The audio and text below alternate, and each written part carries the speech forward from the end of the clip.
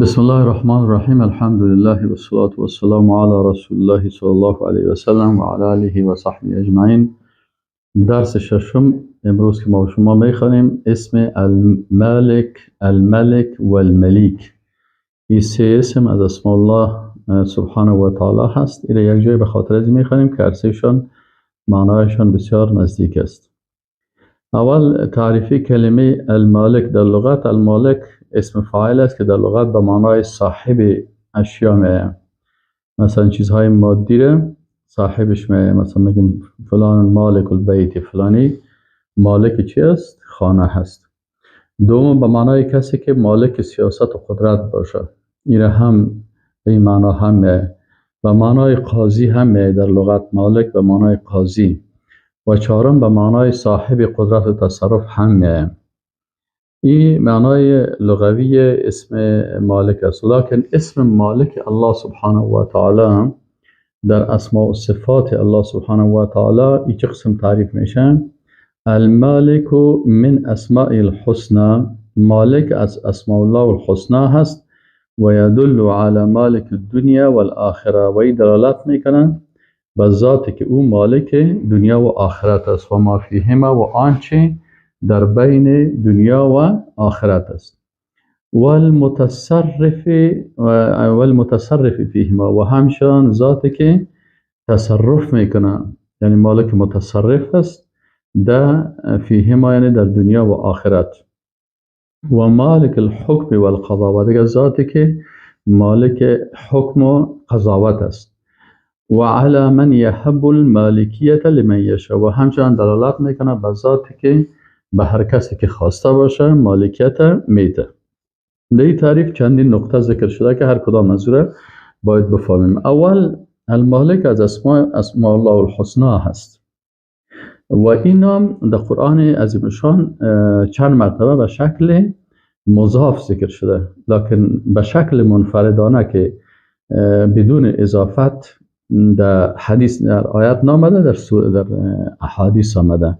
مثلا امام مسلم رحمه الله روایت میکنه که عن ابی هریره عن النبی صلی الله علیه و سلم، میگه ابو هریره رضی الله تعالی عنه روایت میکنه از نبی صلی الله علیه و سلم قال، میگه رسول الله صلی الله علیه و فرمود ان اخنع اسم عند الله، یعنی زشترین نام به نزد الله، رجل نام شخص است که تسمى ملک الاملاک، ای خدا ملک الاملاک نامیده، یا مثلا پادشاه پادشاهان، یا مثلا بعضی ها شاهنشاه میگن، شاهان شاه.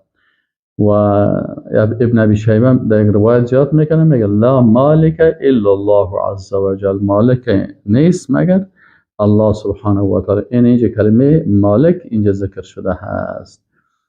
متوجه هستید؟ دوم امی اسم مالک الله سبحانه و تعالی که است، این میگه یا یدل علی مالک دنیا، میگه دلالت میکنه به ذاتی که او مالک دنیا هست. الله سبحانه و تعالی میگه اهم یقسمون رحمت ربک نحن قسمنا بینهم معیشتهم فی الحیات الدنیا. یعنی الله میگه که این معیشت از اینا زندگی دنیا را ما برشان تقسیم کردیم. پس مالک دنیا الله هست و برای هر کس در دنیا چیزی را که خلق کرده و داده هست الله هست. علامه ثعلبی رحمه الله میگه الله مالک الطیر و الدواب و الوحش و کل شی. میگه الله سبحانه تعالی مالک طیر، پرنده ها الله هست مالکش، مالک دواب اینمی حیوانات و الوحش و حیوانات وحشی و کل شی، مالک همه اینا الله هست. پس الله سبحانه تعالی مالک دنیا هست. امام طبری رحمه الله میگه که فإن الله جل ذکره قد اخبر عباده في الآیت التي قبل قول مالک یوم الدین. میگه الله سبحانه تعالی در آیت قبلی پیش از مالک یوم الدین چه قسم گفته؟ که الله سبحانه تعالی رب العالمین رحمان رحیم است، یعنی مالک جمیع العالمین، یعنی الله سبحانه و تعالی مالک تمامی عالمیان است و سیدهم و مصلحهم و ناظر الیهم. این کلش الله سبحانه و تعالی هست. علامه عبدالمجید زندانی چی میگه؟ میگه الذی یملک جمیع السلطات و الصلاحیات فی السماوات والارض، یعنی الله ذاتی هست که مالک تمام صلاحیت ها و سلطه‌ها و قدرت‌ها در چی هست؟ مالک همه چیز در آسمان‌ها و زمین الله است. سوم نقطه که گفته بود والآخره و ما فیهما، دیگه آخرت و ما فیهما یعنی دلالت به ذات میکنه که مالک آخرت هم هست.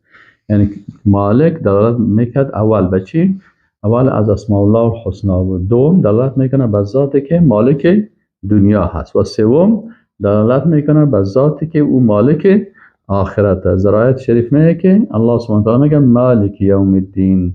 علامه ثعلبی رحمه الله چی میگه؟ میگه و انما خص یوم الدین، میگه اینجا تخصیص آمد به چی؟ به یوم الدین به کونه مالک له، به که الله مالک است، لان الاملاک فی ذلک اليوم زائله، به خاطر اینکه تمام مالکیت ها در روز قیامت از بین میره. هیچ کس در روز قیامت مالک هیچ چیز نمی باشه. حتی انسان که مثلا خانه داره، ثروت داره، سرمایه داره، کلش با آمدن قیامت کلش از بین میره دیگه. انسان اونجا هیچ چیز نداره. یگانه مالکی که همه چیز به نزد او هست الله سبحانه و تعالی هست. فینفرد تعالی بذلک، الله منفرد است در آنجا. علامه طبری میگن والذی یقدر علی نفعکم فی الدنیا و علی ضرکم فیها و عنده مرجعکم و عند مرجعکم الیه بعد مماتکم، یعنی الله سبحانه و تعالی قادر است به نفع شما در دنیا و به ضرر رساندن بر شما و همچنان وقتی که به او رجوع میکنین بعد از مرگتان فانکم الیه ترجعون. چهارم چه نقطه که هست؟ والمتصرف فیهما، الله مالک دنیا بود، مالک دنیا و ما فیها و آخرت و آنچه که در او بود و همچنان الله سبحانه و تعالی متصرف است در دنیا و در آخرت.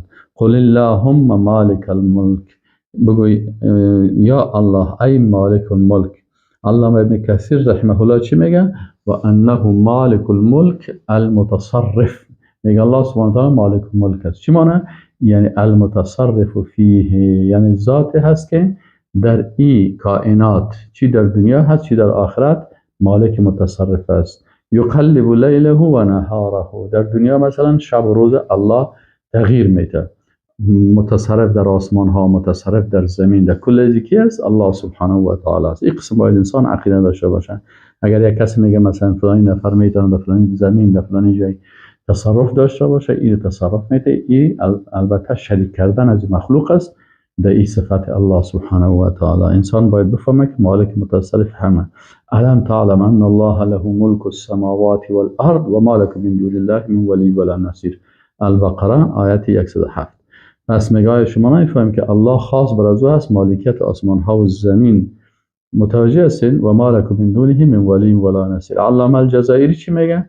میگه المالک صاحب الملک المتصرف، المتصرف کیف یشاء. میگه الله سبحانه و تعالی صاحب الملک است و متصرف است، یعنی تصرف کننده است. ضرور تصرف چی معنی؟ یعنی هر قسمی که خواسته باشه او رو تغییر میده.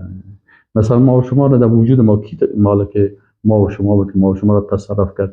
ما و شما نطفه بودیم، باز علقه شدیم، باز مضغه شدیم، باز استخوان تبدیل شدیم. این کل مالک متصرف در بطن مادر شروع باز بالاخره وقتی ما و شما طفل بودیم، باز طفلیت وقتی که هم تاسوسا کلان شدیم و جوان و بالاخره هم مچین که اینا در کل ذکی تصرف میکنه الله سبحانه و تعالی. خود ما مثلا حتی در وجود خود مالک متصرف نیستیم. اگر مثلا بدل من میبود مخوام تیگریش سیاه مثلا القاس برای خود چی میکردم که عمر خود هیچ مثلا از 20 نمیکردم دیگه. 30 سال پیشم 20 سال بودم، حالا 20 ساله، اما ما مالک متصرف نیستیم. این مثلا انسان اول آدم است، نه اول الف وارد میباشی، باز دال وارد میشی، باز میم وارد میمیری. کی تصرف میکنه در وجود؟ الله. در آسمان ها کی تصرف میکنه؟ الله. در زمین کی تصرف میکنه؟ الله. اگر بخوای در یک لحظه کل دنیا را چی میکنه؟ سرچپه میکنه، کل از بین میبره. مثلا در ترکیه وقتی که زلزله شد تعمیرهای بلند هیچ مردم فکر نمیکردن. ما اینجا آرامی، امنیت، هیچ مشکل نیست، جنگ نیست، فلانی نیست. این خلاص یک دفعه عذاب الله یا مثلا زلزله الهی شد و اون بسته تعمیرها سرچپه شد. پنجم و مالک الحکم والقضاء. پس مالک دلالت میکنه چی؟ به اون ذاتی که مالک حکم است و مالک قضا و فیصله هست. اینجا بسیاری علما مالک یوم الدین چی میکنن؟ میگه مالک یوم الدین یعنی کسی که قاضی و فیصله کننده هست در روز قیامت.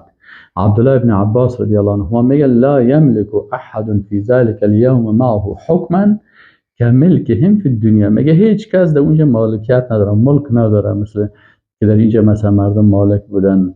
و ابن عباس و سدی و مقاتل رحمهم الله یا چی میگن؟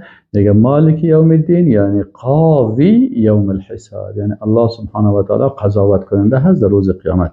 کی قضاوت میکنه؟ کی حکم میکنه؟ کی فیصله میکنه؟ الله. علامه نیشاپوری چی میگن؟ میگه قاضی یوم الجزاء والحساب. میگه الله قاضی روز جزا و حساب است، لانه متفرد فی ذلك اليوم بالحکم. چرا در روز الله یگانه هست به حکم.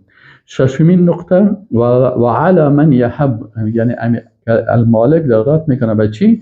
علی من یحب الملک والمالکیت لمن یشاء، یعنی او ذاتی که امون ملک، پادشاهی یا مالکیت میده برای هر کسی که خواسته باشه. اولا میرو ان خلقنا لهم عملت ایدینا انعاما فهم لها مالکون. میگه نه فهمن الله متعال میگه که ما یه حیوانات خلق کردیم، بازی چی شدن؟ یا مالک ازی شدن. این مالکیت کی برشان داد؟ الله سبحانه و تعالی داد. مثلا برای یوسف علیه السلام، یوسف علیه السلام دعا میکرد رب قد آتیتنی من الملک، یا الله تو برام چی دادی؟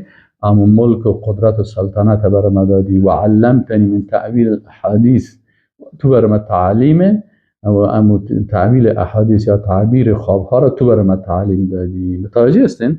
پس اینجا مالک ازی که برای یوسف علیه السلام میداد یکی هست، الله سبحانه و تعالی هست. پس این حالا ما و شما فهمیدیم، سعی کنیم در صفت ملک الله سبحانه و تعالی چند نقطه را فهمیدیم. اول مالک کی هست؟ از اسماء و صفات الله سبحانه و تعالی است. دوم مالک دنیا هست. سوم مالک آخرت است. چهارم متصرف در دنیا و آخرت است.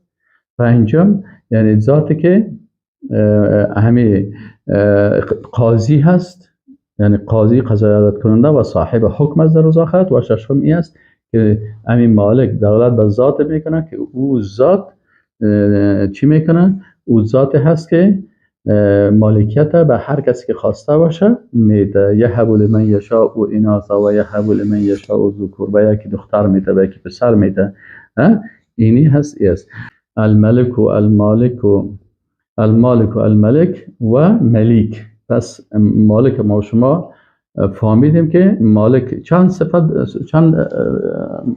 چند دلالت میکنه؟ 6 نقطه. نقطه اولشی بود که الله سبحانه و تعالی المالک است، یکی از اسماء الله الحسنا هست. دومش دلالت میکنه به ذاتی که دنیا و آنچه در دنیا هست مالکش است. سوم به ذاتی که مالک آخرت و آنچه در آخرت است. چهارم ذاتی که متصرف است در دنیا و آخرت. پنجم ذاتی که حکم و قضاوت از دنیا و آخرت مربوط است. و ششم ذاتی که برای هر کس مالکیت را که خواسته باشه میته. این مالک هست.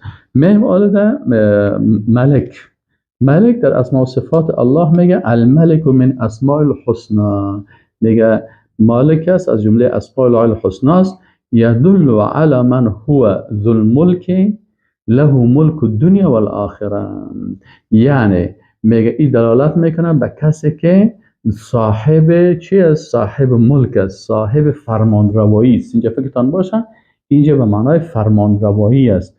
له ملک الدنیا والآخره، که برای او فرمانروایی دنیا و آخرت است. و ما فیهما و هو المتصرف، و او تصرف کننده هست. و الحاکم فیهما، و حاکم است در دنیا و آخرت. و یعطی ملکه لمن یشاء و یاخذ منهم. اما مثل مالک ورس اونجا به معنای صاحب است، اینجا به معنای فرمانروا. پس اینجا الله سبحانه و تعالی چند نقطه اینجا ذکر میکنه. اول الملک من اسماء الحسنى، اول ملک است از اسماء الله، از نامهای حسنای الله سبحانه و تعالی هست. الله سبحانه و تعالی در قرآن عزیز چی میگه؟ هو الله الذی لا اله الا هو الملك القدوس السلام المؤمن المهيمن. اینجا الملک اینه. پس اینجا الملک یکی از اسماء الله شد. علامه طبری میگه الملك الذي لا ملك فوقه ولا شيء الا دونه. میگه ملک الذی او ذاتی هست که لا ملک فوقه، هیچ ملک بلندتر از او نیست، یعنی او فرمانروای همه هست. ولا شیء و هیچ چیز نیست الا دونه، مگر که او از او کده پایین تر هست. پس این از اسماء الله الحسنا شد.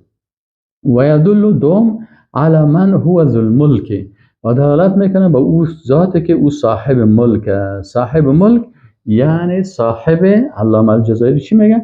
میگه الملک ذو السلطان، یعنی او ملک کی هست؟ ذاتی که صاحب سلطان است، صاحب قدرت است، صاحب سلطه هست. الامر الناهی المعطی المانع بلا مانع ولا منازع. میگه یعنی الله سبحانه و تعالی او چه ذاتی هست که صاحب سلطنت و فرمانروایی هست، امر کننده هست، نهی کننده هست، برای کسی چیز را میته، برای کسی را منع میکنه بدون ممانع و منازع. یعنی هیچ کسی به سلطنت و قدرت و فرمانروایی الله سبحانه و تعالی ممانعت و منازع کرده نمیتونه. علامه سعدی رحمه الله چی میگه؟ میگه الملک و هی من صفات العظمه و الکبریا. میگه این از صفات عظمه و کبریا و بزرگی و قهر و تدبیر الله هست. چرا؟ الله سبحانه و تعالی صاحب چی است؟ ذی الملک و الملکوت و الکبریاء و الجبروت. سبحان ذی الملک و الملکوت و الکبریاء و الجبروت. پس الله سبحانه و تعالی این از صفات های الله سبحانه و تعالی هست. خب دیگه یدل علی من له ملک الدنیا، یعنی دلالت میکنه به ذاتی که او فرمانروایی دنیا از او هست. متوجه شدین؟ اول از اسماء الله الحسنا شد، دوم ذاتی که فرمانروایی دنیا و آنچه که در دنیا هست فرمانروایش کی است؟ الله هست. حکم الله بالای او نافذ است. الذی له ملک السماوات والارض.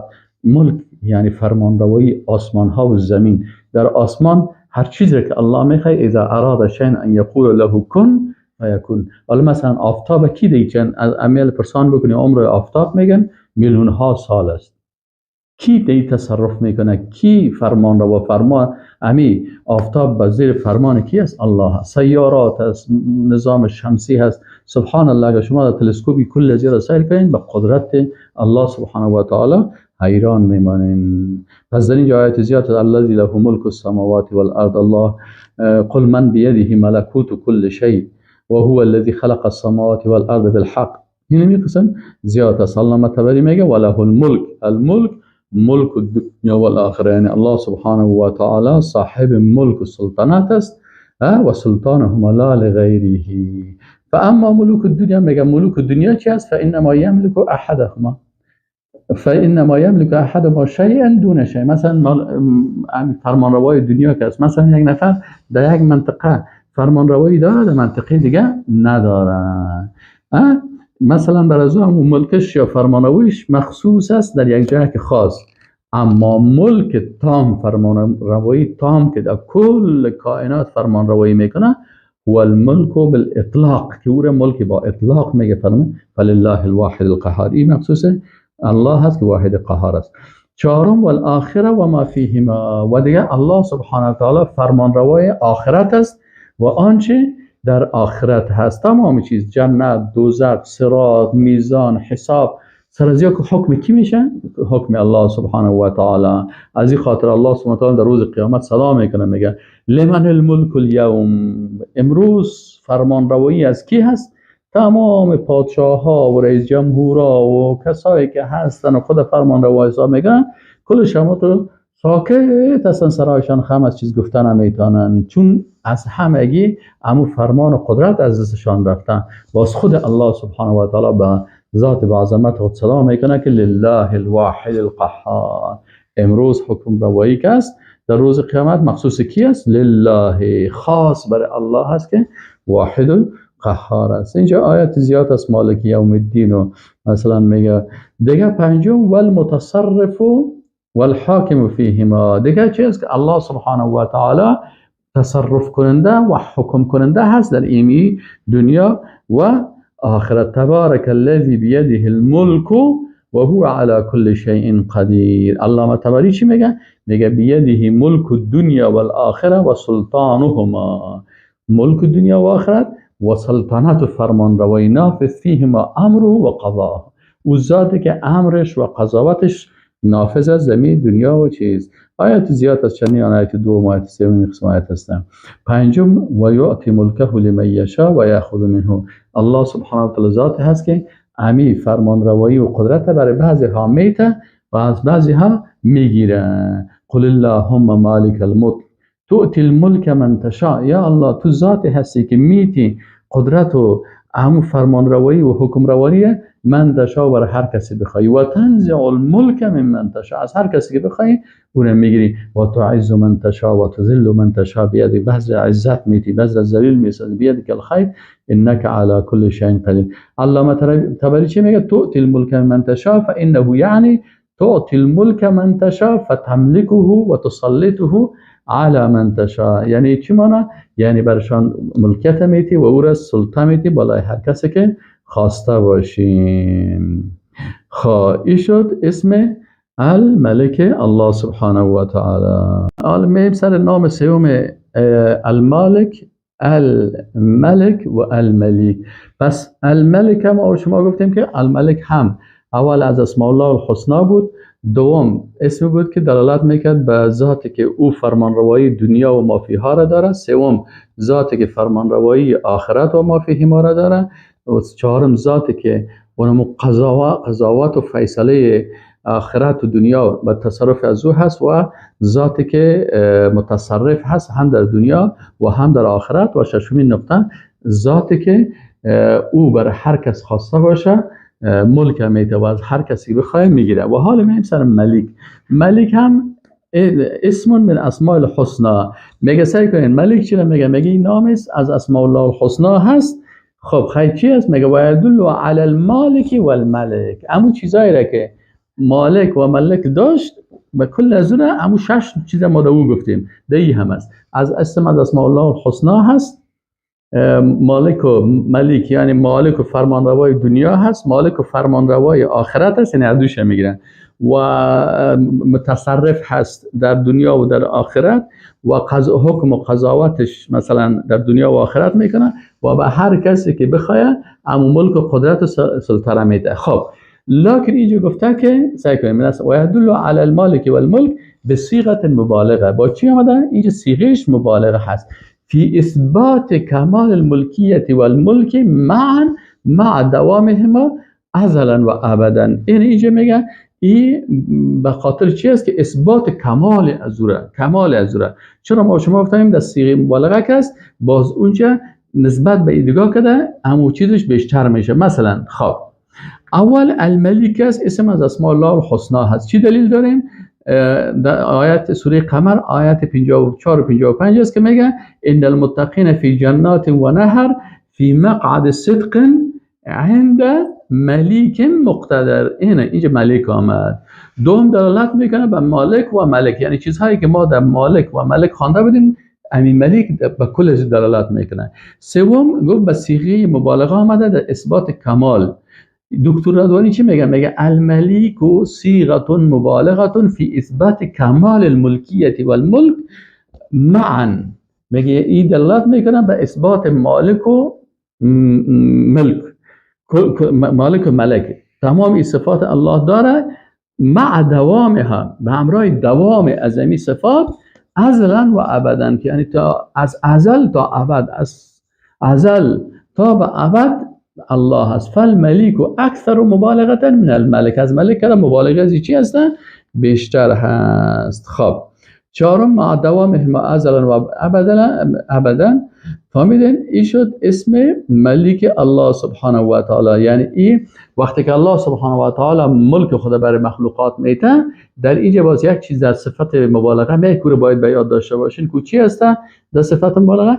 یعنی هر قدر که کمیت مخلوقات زیاد باشه کمیتشان، و هر قدر مخلوقات باشه، مثلا به جبرائیل علیه السلام یک قدرت خاصی داده، به میکائیل علیه السلام قدرت سلطنت خاصی داده، برای دیگه ملائکه خاصی داده. مثلا برای انسان ها خلافت زمینه که میده، مثلا خلافت به آدم علیه السلام، باز بنی اسرائیل، باز به بنی اسماعیل، به مسلمان ها. اینی میقسم این کل هر قدر تعداد زیاد باشه این شامل میشه در کمیت زیاد باشه یا در کیفیت. و السلام علیکم و رحمت الله و برکاته.